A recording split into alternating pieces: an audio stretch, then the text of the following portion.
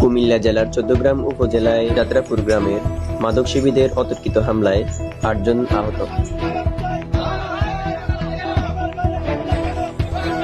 অভিযোগ জানানোর পরে থানা থেকে ফিরে আসার পথেই আমাদের উপর দেশীয় অস্ত্র নিয়ে হামলা হয়।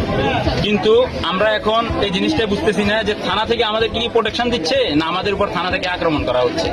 দেশীয় অস্ত্র নিয়ে হামলা করার পরেও যখন আমরা অপরাধীকেও হাতে নাতে ধরিয়ে দিই, তখন ওনারা আমাদের সামনে অপরাধীকে ছেড়ে দিয়ে একজন নিরপরাধ মানুষকে তুলে নিয়ে যায়। বিএনপি না কোন দলের রাজনৈতিক দলের পাওয়ার এগুলো করতেছে আমরা ওইটাও জানি না। কিন্তু আমাদের সর্বপ্রথম প্রশ্ন হইল কি, আমরা কি মাদকের বিরুদ্ধে কথা বলে আমরা কি আজও কি কোনো অপরাধ করেছি কিনা, আমরা এটা আসলে ক্লিয়ার হওয়া দরকার। আমাদের আসলে যাতায়াতের ব্যবস্থাই বন্ধ হয়ে যাইতেছে, যা দেখতেছি। আমাদের ছোট ভাইরা হোক বড় ভাইরা হোক যারাই যাইতেছে ওনারা ওপেনলি ছেড়ে দিতেছে, আমাদের কয়েকজনের নাম উল্লেখ করে আমাদেরকে মেরে ফেলবে। আমাদের এখন দেখা যাইতেছে সকালবেলা ঘুম থেকে উঠলেও আমরা জানার ভয়ে ঘুম থেকে উঠতেছি। আমরা এই জিনিসটা নিয়ে একটু ক্লিয়ার হইতে চাইতেছি। ধন্যবাদ মিডিয়ারে যাতে এই জিনিসটা একটু ক্লিয়ার করে আমাদের। ধন্যবাদ সবাইকে। সকাল ৮টার সময়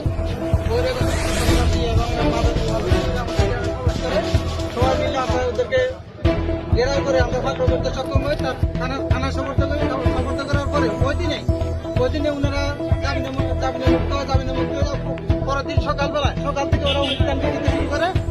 এবং যখনই আমরা কথা বলি মাদকের বিরুদ্ধে এবং কোনো কিশোর গ্যাংয়ের বিরুদ্ধে, ওরা বহিরাগত নিয়ে এবং মহিলা পুরুষ যা আছে সবার উপরে অতর্কিতভাবে হামলা করে।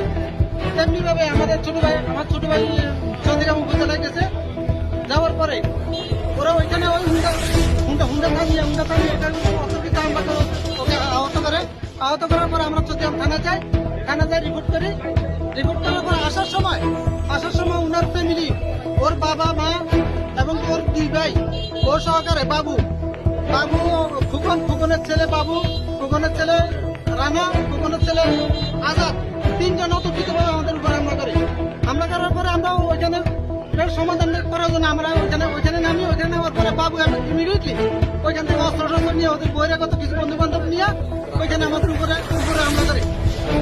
ওইখানে 8 জন আহত করে। আমাকে একটা কূপ দিয়ে এখানে কূপ দিয়ে এরপর থেকে ব্যক্তিগত আমার মোবাইলে বিভিন্নভাবে মোবাইলে ফোন দিতেছে। যদিও ওইখানে আমার চৌদ্দগ্রাম অথবা এই রাস্তার কোথাও পায় ও আমার দুনিয়া থেকে সরাই দেবে, এটা হুমকি টামকি দিয়া ও বেড়াই দিয়েছে।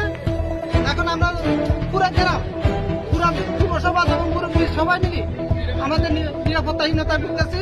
আমরা সরকারের কাছে এবং প্রশাসনের কাছে এটা নিরাপত্তার জন্য আবেদন করছি। আসসালামু আলাইকুম ওয়া রাহমাতুল্লাহি ওয়া বারাকাতুহু।